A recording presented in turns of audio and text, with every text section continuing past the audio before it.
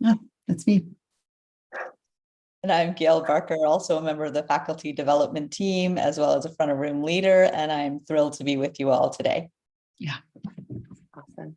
So V and I, we're just going to shut off our cameras, but just wanted to let everybody to know, use the Q&A box to ask your questions and the chat to engage with us. Okay, thanks you all. Yeah. All So right. let's just get a sense of where people are calling from. If you can type in chat quickly where you're joining us from, we'd love to get a sense of who's in the space. Boston, California, San Jose, Scottsdale, both coasts so far. Both coasts, indeed. Wow. Yeah. Berlin, Germany, Durango, London. Fabulous. This is amazing. We have Helsinki, Finland. Amazing. Wow. Oh, and we got fellow Canadians. Look at that. Yay. So I'm excited to see you. Yeah. Welcome to everyone. We're so delighted that you're here. What a lovely variety of places you all are from. Indeed. It's good to have you here. Thank you for making the time. We're going to, Wendy and I together, introduce you to this model known as coactive coaching. And we're going to do that by doing a brief demo with somebody who has volunteered to be my client. I'm going to do the demo, and then we're going to debrief it a little bit for you all so that you see what we're doing. What makes coactive. Yeah, we're going to highlight skills and different things that show up in the demo. And so where is our client? How do we invite her on the screen? I'm going to use our backstage folks to do that. Yes. There we go. All right. Your mic is off. Oh, sorry. I just wanted to say first, before we do the demo, we usually just give some context and we introduce the Wheel of Life coaching tool and go through all of that. Yeah. Right. So we'll do that for the first 20 minutes. And then we'll bring the coach, the client up after that point. Yeah, we were just so excited to get going. I know. Just to be totally transparent, we had a little bit of trouble getting into backstage. So we're dancing in this moment. And so V, if you wanted to bring up the slide. Oh, look at the hearts we're getting from our, that's great. And then maybe move forward. Yeah. We'll just start with the definition of what coaching is, and you can say a few words about that. Great. Thank you so much, Suzanne. No problem. All right. So experience the power of coactive coaching. We're so delighted that you're all here. And the thing to know, yes, this is Wendy and I. We are here as your demonstration leaders today. Happy to be. Both of us have been in the coactive space a while. And, what we're wanting to do, our intention is to have you experience what coaching is, learn a really specific tool that we use in the land of coactive called the Wheel of Life. And you'll experience that by witnessing a live demo, which I'm going to do. And we'll be talking about the skills. Gail will be using lots of different skills during the demo. And we're going to really kind of, train you and introduce you to some of our coaching skills. In a time of debrief, we're going to talk about the coaching after it happens, kind of break it down, and have plenty of time for some questions that you might have about it. So that's all that is about to come. Exactly. So we'll move to the next slide. And, one of the things that we want to talk about is nothing in this webinar is scripted. So Wendy and I are truly co-leading this webinar in the moment. You heard Susan reference dancing in the moment. That's actually one of the cornerstones of our model. There might be moments where we talk over each other, and that's not because we're being rude, but because we're truly leaning in and speaking when we feel called to speak. And that might, especially on Zoom, have this feel of talking over one another. Yeah. And here, this designing our alliance, what this means is that in the kind of coaching we do, we consciously create the container for the coaching. So we're doing that with you all now. We're really kind of setting up some agreements and things that will make the space safe and courageous. One of them is to establish an ethic in our profession, which is confidentiality. So this is something that's absolutely essential in the coaching relationship. Normally we nothing that is said within the coaching context goes outside of that context. In this webinar, however, this will not be kept confidential and the volunteer that will be doing the coaching knows that it's being recorded and will be shared on marketing channels and have given their permission. So we just want to make that clear that we will not be holding confidentiality during this time, but it is a very, very important ethic in our profession. Mm-hmm. It's such a great thing to note that if you're going to be violating confidentiality in any way, as we are as part of this webinar, then there are ways to design that. And we have consciously designed that with our client who they're aware that they're being recorded and that this is part of CTI's marketing program. The other thing to know is that our volunteer is bringing a real topic for this coaching session. I have not met our client yet. This has been scripted. And so we're truly coaching real lifetime in the moment. And that's something that we do in all of our CTI courses. Or maybe other coaching schools that give you scenarios or sort of role-playing sort of situations. We do not do that in our courses. Our coaching is always real, what is really happening in someone's life, hence the need for that confidentiality that we spoke about. So this is a little bit of a sample of what goes on in our courses, in that our volunteers or our demo clients bring real life topics. Exactly. So we can move to the next slide, V. All right. Coaching, it's always good to have a definition of what coaching is, because of the world at large, there's a way that it can collapse with things like consulting and mentoring and supervising and all of that. Coaching in the world at large, according to the ICF, the International Coach Federation, is exactly what you see on the screen.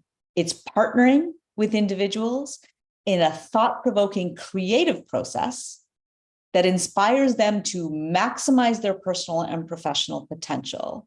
And for me, Wendy, I don't know if this is true for you. For me, the partnership and the creative process are what is so important. This is not about following a script or a cookie cutter or a template. It's about being with our clients and really partnering with them so that they create what they need in their lives. And notice that word potential. That's a huge part of this. We're not saying anything to maximize their personal and professional problem solving. We're not looking for that. We're looking for how to have them grow into the most fulfilling version of their life, professionally, personally, in all areas of their life. And that's really the heart of what coaching is about. And also, just so you all know, a little context, International Coaching Federation is sort of the governing body of coaches, like the American Medical Association in the US is for physicians. So they're really like the governing body, or where we hold ethics and all sorts of coaching practices. Exactly. Next slide. So we said that we're going to introduce you to a tool. This is the tool that we call the Wheel of Life. And just really high overview, what you see is essentially this circle representing life, divided 8 wedges. Each of which is an area of life. We all have all of these areas in our lives. And so how we use this tool is that we kind of look at each area. For example, if we're going to career, and we ask, how satisfied am I with my career? It doesn't mean whether or not do I have a career, but how satisfied am I with my career? So if you're not satisfied at all, you would probably go to the lowest, most inside line, which would be 1. And then all the way out on the outside rim of the circle would be a 10. So what we're looking at is each of these areas of your life. How satisfied are you with it at this particular moment? You could do this today and it could be very different tomorrow. Exactly. Or even a week from now. The thing to know, I want to underscore, Wendy, you already said it, right? This is about level of satisfaction. This is not about quantity. It's about quality. And this is particularly important in a wedge like money, which is over there on the left-hand side. Sometimes when we do this with clients, if we aren't clear that we're looking for level of satisfaction, there's a way that clients can start to think of, oh, well, I only make X amount, or I make Y amount, and ergo my level of satisfaction has to correspond with that. It doesn't. I have had clients who make $20,000 a year who are quite satisfied, and others who make 10 times that amount who are not at all satisfied. So it's about the role, the function, the way you relate to this particular aspect of your life. And what we do is our clients rate these, each wedge. Eventually you'll end up with this, ideally you'll end up with a nice full round circle, but it's never that ideal. There's usually ups and downs and blips. And it's about giving a visual representation of what's happening at this moment in time in my life. Where do I spend some focus, and what would become possible if I did? And just to clarify some of the areas, you might be wondering what physical environment means. The others are pretty self-explanatory. Physical environment is what surrounds you, your home, your car, the city you live in, anything in your environment. I think everything else is pretty self-explanatory. But again, it's a level of satisfaction with this. For example, like significant other romance, you might not have one, and that might be great for you. So you might be at a 10 of satisfaction. So again, it's not about whether or not you have one, but how satisfied are you with this part of your life? The other wedge that I often find with my clients is family and friends. There's a way that folks are like, well, wait a minute, I feel one way about family and one way about friends. And so often that wedge can be divided in half and give yourself scores. It's just, there's lots of ways to work with it. But the bottom line is that we're looking for like an overall level of satisfaction in each of these areas, because it can be a great starting point to kickstart coaching. It's just a snapshot, and it's a snapshot for this moment on this day at this time. Again, it can change. So that's the tool that we're going to be working with, and Gail is going to use in the demo to coach her client. Yeah. Next slide. Is there another slide that we want to show here? Are we ready to? There we go. Yeah. So this is Vibhuti showing how we mark the slide, right? Draw the line in, and then you do that for each wedge, and then eventually you connect the lines as they were. And odds are it's going to be a little bumpy. Yeah, it's always fun to see how they look and to ask someone, what is it like to look at this big picture of your life, these different areas? It's usually really informative and interesting. It can give some insight into where do I want to put some focus? And sometimes, it's not that clients necessarily want to work on the area that's lowest. Sometimes there's something in the middle or even the highest that someone's wanting to, I want to put some attention here. It's high, but I want to know what that high number means and why it is showing up the way it's showing up. I remember doing this once in a course with a client, and everything was a 9. Everything on the wheel was a 9. So I finally said, great, what would a 15 look like? And then we started coaching. So this is just meant as a guide, like people are going to have different reactions and answers, and you just dance. Like part of dancing in this moment is to see what comes up and where we go from here. Awesome. All right. Well, it looks like we're ready to do the demo, Gail. And so we're going to have your client join in a moment. Jillian is our client. She's being invited to join, and I'm going to go off camera when she joins. Yeah, for sure. Here we go.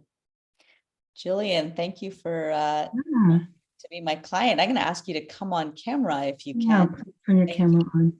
There Wonderful. All right. And Gail, I'm going to go off. Would you like me to give you a time warning? So let me know when I hit 12. When you hit 12 minutes. Okay. And do you want me to come on the camera or just verbal? Verbal is fine. You got it. Unless I don't acknowledge you, in which case, show me your face. Okay. Sounds good. You got it. All right. And what you all saw there is a little bit of designing the alliance, designing how we're going to work together. Jillian, thank you so much for agreeing to be a demo client for the purposes of showing what Coactive is and specifically how this tool is used. Hi, Gail. Nice to meet you. Thank you for having me. It's a great opportunity. Yeah, for me to learn and also experience. Yeah, let's get a little bit of a sense of who we are here, and let's design a little bit of alliance for ourselves here. So what we're going to be together for 12 15-ish minutes is how long this demo will go. You've taken the time to do the Wheel of Life ahead of time. Yes. Is there anything you need me to know or anything specific that you need for me to be aware of so that you feel comfortable, ready to dive in? No, I think I feel good, ready. Okay, awesome. What is your familiarity with coaching in general?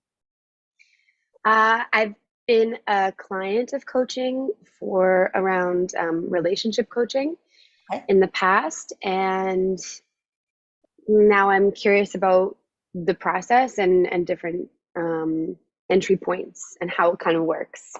Okay. And you, we've already named this, but I want to reiterate, you are cool that this is not confidential in the way that coaching is usually held confidentially. Yeah.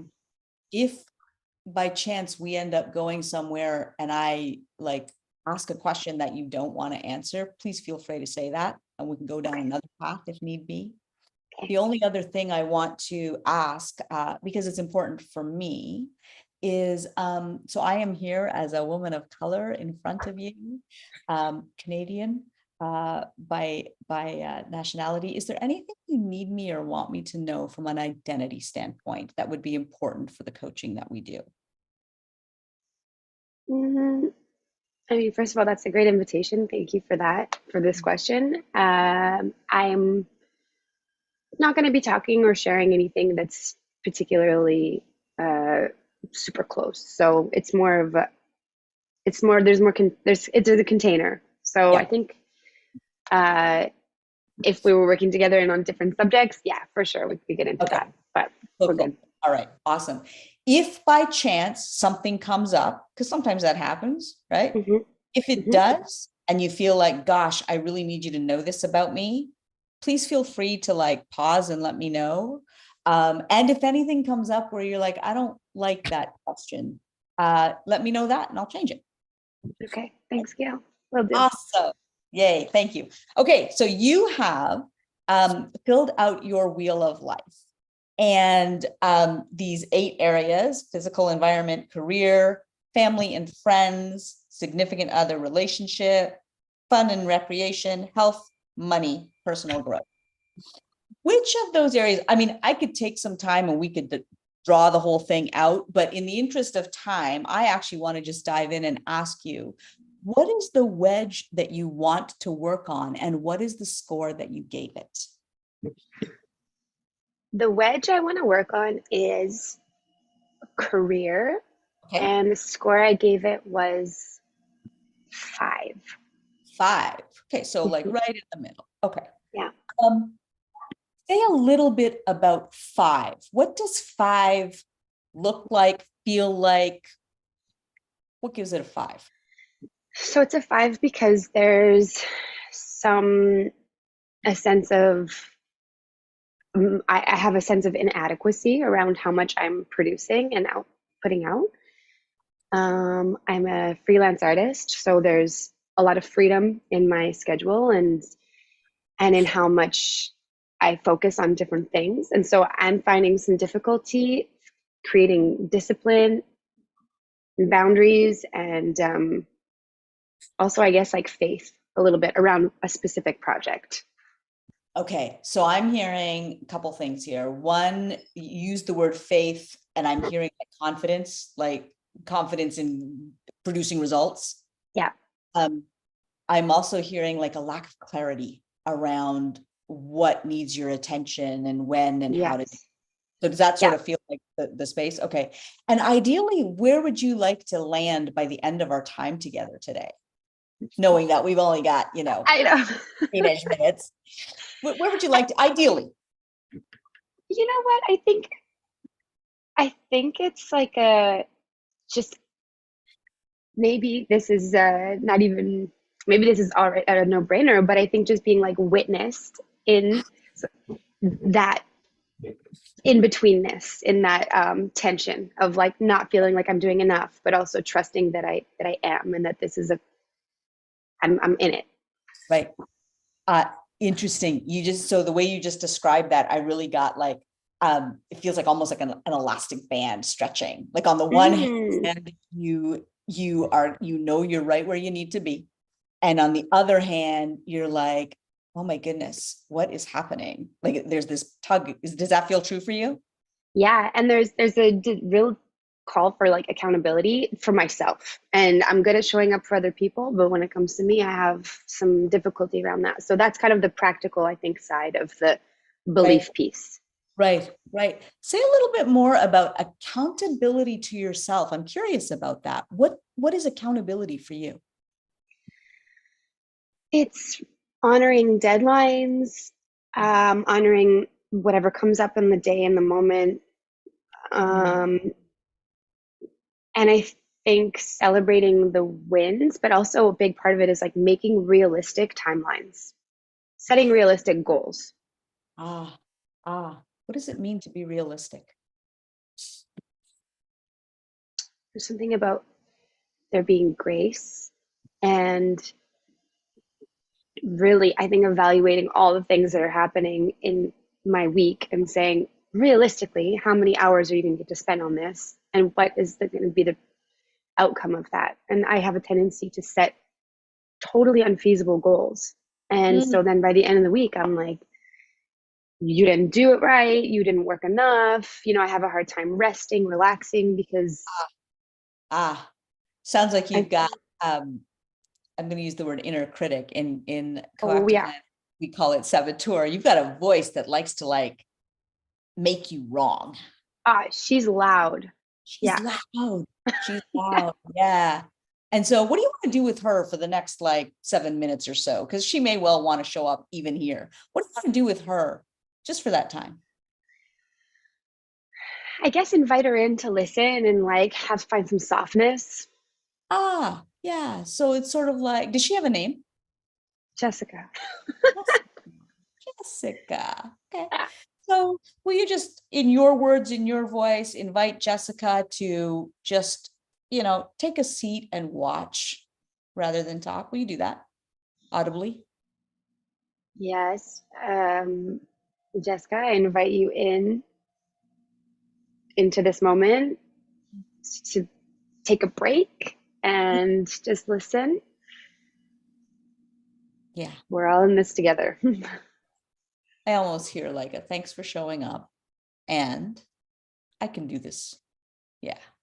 Cool. Yeah. And yes, you can. You can totally gain some clarity here for yourself. So let's go back to that word realistic for a second. What's important about being realistic?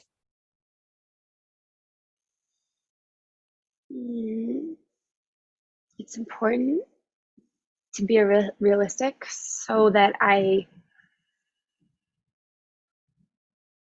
think, so that I don't beat myself up. And there's like an agreement in there that's like really sacred, I think, and just, why set myself up to fail? Why keep feeding this story about not doing enough and not being enough when I could just adjust the expectations around my own productivity and, feel good about where I'm at and what I'm capable of and trust the long game. So I am going to say something. So this happens sometimes where I get a bunch of thoughts going through my head all at once. I'm just going to distill those. Part of what I'm hearing is like for you, being realistic is allowing yourself to stretch without having yourself snap. Mm-hmm. Yeah. Yeah. I'm wanting to stand. Will you stand with me for a moment? Yeah. Yeah. I'm going to adjust my camera so that you can actually see me as I do this. I'm feeling like things need to move. So if you were to give yourself permission to stretch without snapping, Yeah. what would that feel like in your body? I guess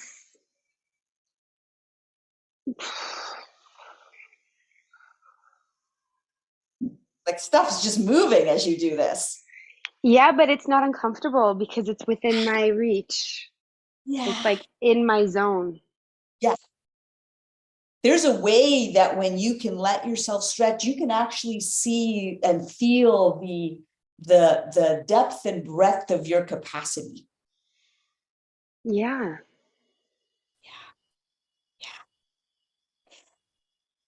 Yeah, there's more flow. Yeah, more flow. Look at this. Yeah, what's the laugh about? Well, it just feels nice. It's like more of a dance. It's more organic. It's not uncomfortable or outside of what I can do. Feels Right. good. Yeah. Feels good like what? Like more buttery, soothing, Yeah. accessible. There's just a little bit more. Well, it's within. Yeah. Yeah. Gail, that's 12 minutes. Thank you. Imagine for a moment, Jillian, that you always choose to act from this space of like flow and buttery and stretch. And, this is your space. Mhm. What becomes possible in terms of expectations? Did you want to sit or do you want to still stand? I can come sit. Okay. Yeah. What would become possible for you if you were to let yourself work from here?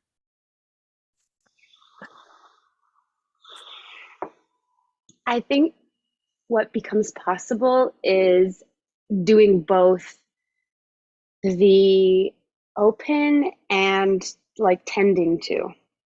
Yeah. There's like I can reach without like striving. It's not, there's still stretch, but Uh-huh. it's not a panic because I'm outside of what is capable. Right. Yeah. Right. uh I really get like to use it, like you're not, there's a striving, but there's not use the word panic. I think that's what I heard, right? Yeah. There's a way that you can become, you can live into, you can do, and you're not sacrificing yourself on the altar of that. Exactly. Yeah. What is I'm going to use the word structure or metaphor. What is something that will allow you to remember what it's like to stretch without overextending? A structure or a metaphor. I Mhm. think probably there's something in spaciousness, Mhm. in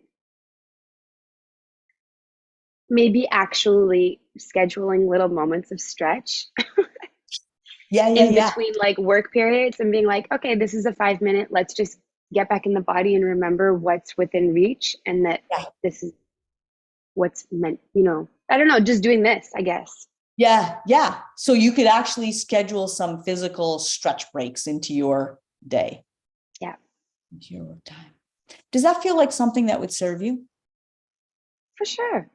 Yeah, You willing to do that? I'll give it a try. Yeah, I'm willing to do it. Yeah. I'm sort of wanting to source a little Yoda wisdom and be like, do or do not, there is no try. Okay, I'll do it. There you I'll do it. go. Yay. Yeah.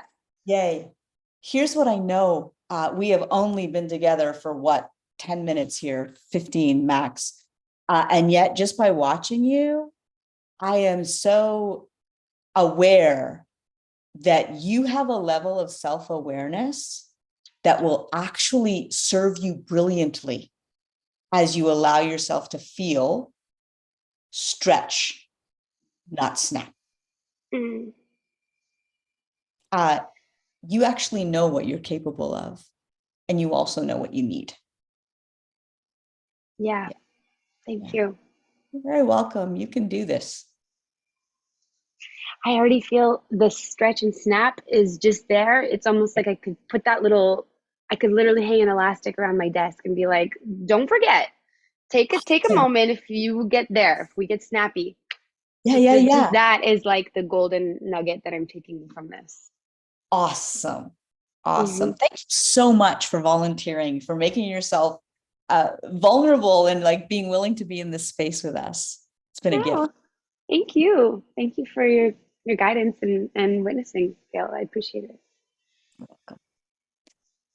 And so that is our demo, folks. Wendy and I are going to take you through a bit of a debrief now. Jillian has gone off camera, but she was their beautiful clienting. This is what we do in our courses. We have a demo coaching and then we talk about it and we sort of break it down and say, you know, what were the skills you noticed? Before we get to the skills, let's just talk about how Gail was being with her client. What are some words that you would use to describe the way Gail was being with her client? You can put them in the chat, just anything. Beautiful acknowledgments in there for I was going Jillian. to say there's some great acknowledgments coming Jillian's way. Jillian, I hope you're taking those in. Yes, playful dancing in the moment, organic, very present, absolutely. Yep. Active listening, calm and confident, intuitive, validating, absolutely. You could feel the presence of Gail and the way she was being with her client. And that's one of the things that distinguishes coactive coaching. It's not just about doing what is she doing, but it's also how is she being with her client, the energy that she's bringing. Love that comment. Gail was meeting Jillian right where she was, and yet she helped her stretch even more. So there was like something Gail was holding for her client that was maybe even bigger than the client was holding for herself. So beautiful demo. So yeah, so that's the energy that Gail was bringing. And now let's talk about some of the skills that you saw. First of all, let's start. Sorry, Wendy, before we go there, I just want to, because you just said it, I want to throw the word in there again from the definition of coaching. It's about partnership, right? So not me as a mentor or hierarchy. Like I don't know stuff that Jillian doesn't know. I am partnering with her. I just wanted to mention that for sure. Beautiful. It's like the two of them are going into this exploration together and neither one really knows where it's going to end up, you know, but it's like that very organic exploration. So Gail started off in a very particular way. How did she start off? What is the first thing she did with her client? Her approach to help build trust. Absolutely. She started designing alliance. You heard that terminology before. She asked some of those questions. Anything you need me to know, be aware of. What's your previous relationship with coaching? That's right. Setting the container. Exactly. Mm-hmm. She reiterated that it's not confidential, as coaching usually is. This time it's not. She checked in on identity. Was there anything that Gail needed to know about her identity? And so really exactly what Christine just wrote, setting a stage for a safe, trusted connection. That's so important. So that's how Gail started off, was really setting that stage. And then she got right to it. The very first thing she did was ask a question. What does 5 look like, feel like? Okay, and we call those powerful questions in coaching. They're usually very short, usually begin with what or how. There was many throughout this coaching. So she wanted to kind of get a sense of where are we going? What's the agenda? What's the topic for this coaching? And Jillian said she wanted to focus on the wedge of career, and it currently was at a 5. Mm-hmm. And she described a little bit of what that was like. Yeah, she absolutely made Jillian feel comfortable and express what she was feeling in that moment. And so as Jillian was talking, what did Gail do after Jillian spoke? What did Gail reiterate to her or say to her? Does anybody remember that? There was a lot of mirroring. Yeah, there was a lot of like, here's what I'm hearing. She kind of reflected back what she was hearing her clients say. In coaching language, coactive coaching language, we call this articulating what's going on. And Christine's right in confirming and clarifying. Absolutely. Here's what I heard. Do I have that right? Wanting to know that she's on the same page as the client. I'm hearing. Without making assumptions, because it would be easy for me to believe I know what she's talking about. And so there's something about checking that out with your client. And just being endlessly curious, like, I'm just, want to know that I heard you right. And, I'm hearing confidence and productivity results. I'm also hearing a lack of clarity. And then she asked a really important question. where would you like to land by the end of our time? So that's important because, like, what do you really want to get from this coaching? Where do you want to be at the end of our time together, to get a sense of what's really important to Jillian in this coaching? And so then, a little bit of a vision of what Jillian wanted. She shared that visioning. Yeah. Bit of a roadmap idea without me as coach having to be attached to the roadmap. It just gives me a sense, what is this client wanting here? Mhm. And great question, Crystal. What if the client does not know where they are wanting to land? That's cool too. They get to say that, but that helps me as coach to know, okay, they aren't looking for a specific, they want to dive in, and that is fine. And that question's not like, where do you exactly want to know or be at the end? It's really just kind of like a general question, like, what would be a great place to end up? And it doesn't have to be anything specific. And then, they talked a little more. And then Gail used something. She mentioned that it feels like you're having this elastic band, a tug. And she said that was another articulation. And that was a skill of, who knows what skill that was that Gail was using by saying elastic band and tug. Metaphor, that's right. She used a metaphor, and that really helps the client get more of a visual feeling of, oh, this is kind of what it feels like. Throughout this, lots of curiosity, lots of powerful questions. Powerful questions happen throughout this session. What's accountability for you? What does it mean to be realistic? And then, as someone just typed before, guess what shows up? The inner critic, right? Whenever someone's looking to shake something up, change something, look at things in a different way, you can be sure that inner critic, or in our language called saboteur, will show up and say, not so fast. And Gail did something. Gail did something brilliant when that saboteur came. What did she do to address that saboteur? She didn't skip over it. We don't skip over it. But what did she do with her client? She named it. She absolutely said, it sounds like your inner critic is here. And then she did something else beyond that. She acknowledged the energy it carries without dismissing. Absolutely. She suggested, she said, what do you want to do with that critic? That was more designing alliance with her client. What do you want to do with her during our time? And then Gail said, I invite her to take a seat and watch. And that's kind of that. Notice that I did that because that is what Jillian said she wanted to do. So I didn't direct it. I didn't say, hey, how about you do this? I asked Jillian, what do you want to do with your inner critic? And she said, I want to sit. Very good. Partnership. It was also a moment of Gail taking charge, which is another coaching skill of like, hey, this thing showed up. How are we going to handle it? We don't, in collective coaching, we don't skip over those things. We actually name them. And then she did this other thing. She said, you can do this. I know you can do this, and gain some clarity. It was another skill she used. So who knows what skill that was? Like, I know you've got this. You can do this. This happened several times throughout the coaching. Someone even named it. Yeah. Championing. Yeah. Absolutely. Championing and really affirming, that her client can do it.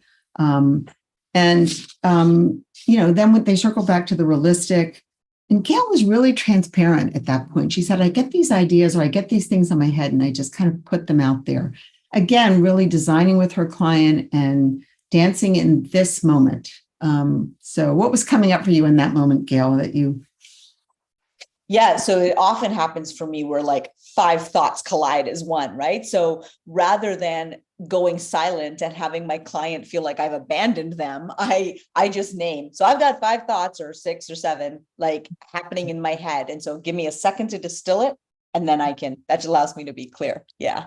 Beautiful moment of creating relationship, being transparent with her client, saying, here's what's going on. And then something really fun happened. She said, will you stand? Again, this was the coach taking charge. Gail was feeling that there needed to be some energy. What were you feeling in that moment, Gail, that had you ask your client to stand? So one of the things that happens in coactive coaching is we, as Wendy already said, we don't step over anything. So I was noticing I wanted to stand.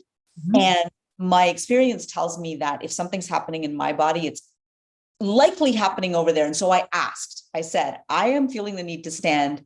Will you stand? Absolutely. Julian could have said no, because we've designed a partnership in which I said, let me know what you need to do. And she said, yeah, let's stand. And so we did. And notice that gave her such access. Her body started moving. She was stretching. And our bodies are great sources of wisdom. And so when we can do that, rather than just sitting at our desk the whole time and doing whatever, it opens stuff up for our clients.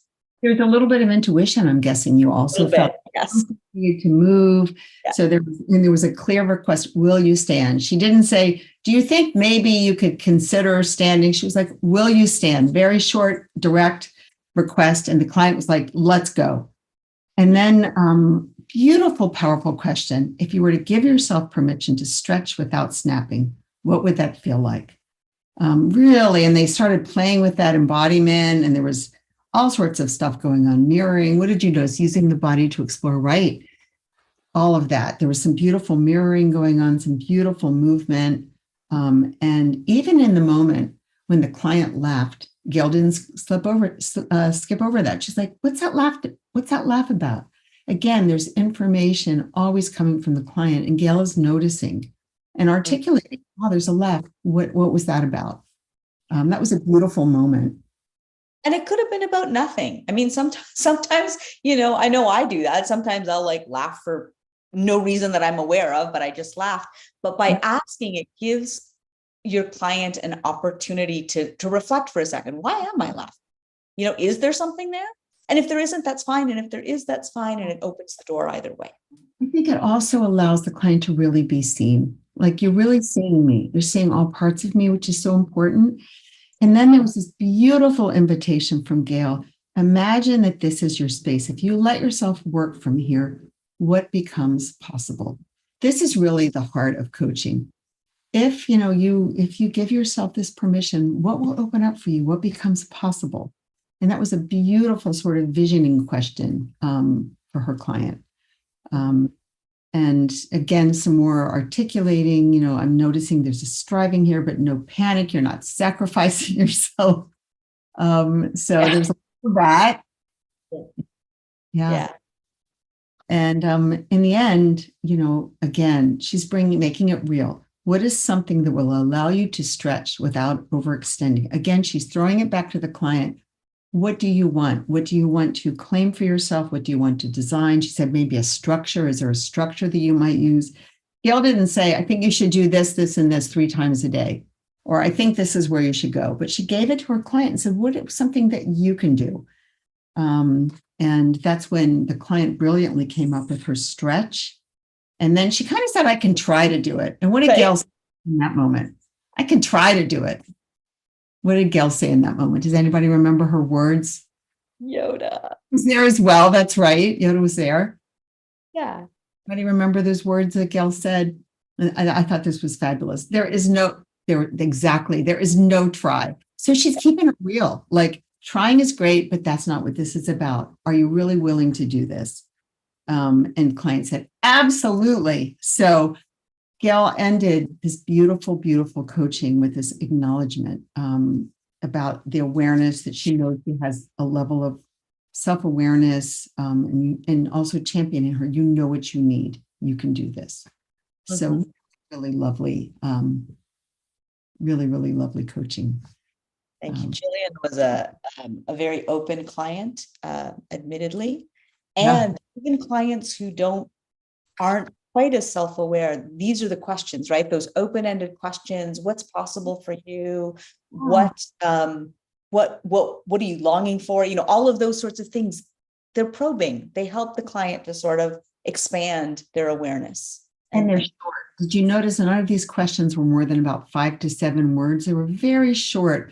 We call those powerful questions in our coactive language that really just get the client to look at things in a new way, to think about something they haven't thought about before, open up possibility. They're not like information gathering questions like, what have you done before?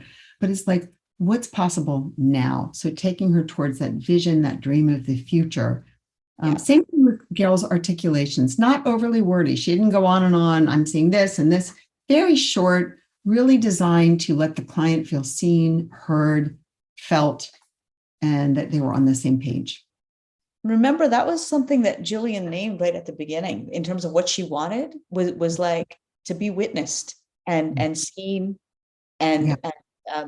she didn't use the word held, but that's what I felt was like, there's a way that we're wanting to hold a container for her to stretch and grow. Yeah. Even the way you're doing this, it was such a dance, like you could feel the dance that was going on. We call it the coactive dance, dancing in this moment, but there was such a beautiful dance between the client and the coach. So really, really beautiful. And Jillian now has new awareness. She has a structure. And who knows what's on the other side of that, it's up to her now, but she had beautiful kind of time to really get clear on what she wanted and what's possible by working with Gail for just about 15 minutes. That was it. Yep. Yeah. So I'm starting to see some questions populated in the Q&A. Susan, do you want us to just answer them one by one? How do you want to handle those? Yeah, that would be great. I actually spotted a question earlier in the chat that I thought was a pretty good question. So I captured it in my notes here. I'll ask that one first, but then I'll go off.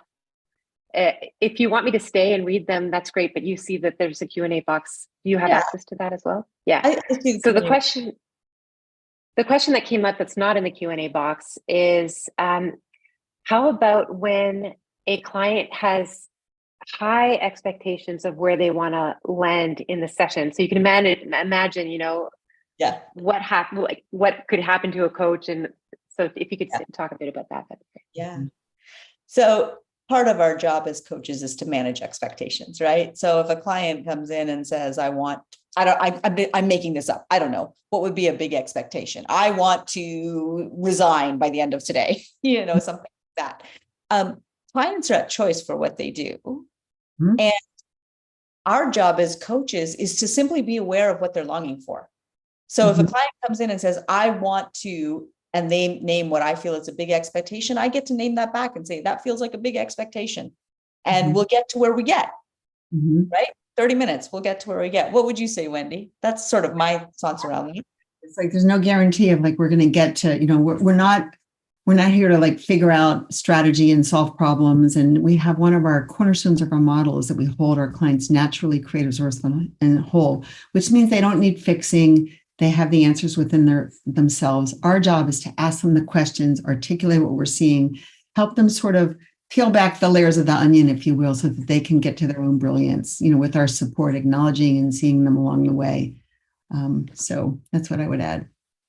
I know it's okay for clients to have big expectations. That's totally fine.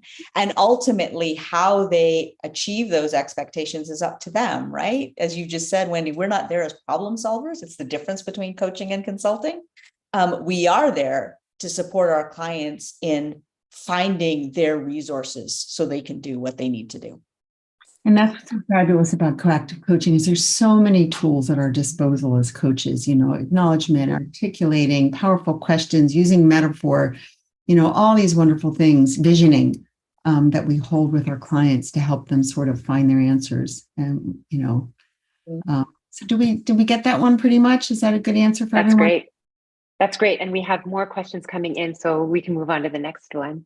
One about the skill to ask powerful questions in the moment. I love this question because this is something that I used to always get so confused about. And one of my mentors told me that the best powerful question lives in what the client just said. So it's all about listening. It's all about, if you notice Gail, the client would say something, she would say something. Gail would pull a word or a thought from that and make it a powerful question.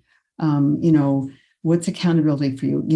And then she would listen to what the client was saying and pull something from that. And so it's really about listening, and it's about, sort of determining what's really important, what really matters to this client, and certainly the client's agenda, whatever is important to them. But I like to think about powerful questions as like you're following breadcrumbs. Clients drop these gems and you're listening for what's important for them. And then you're pulling out the question from that. And really, the simpler the question, the better. This really, anything. It was it's one of the day that I learned that, Wendy, was the day that coaching just became so much simpler. I didn't have to worry about finding or creating the powerful question. The day that I realized that the question was found in whatever my client just said, like just in computer language, it's like hyperlinking, right? They said, so in this case, Jillian said, accountability at one point. So it's like, what does accountability look like?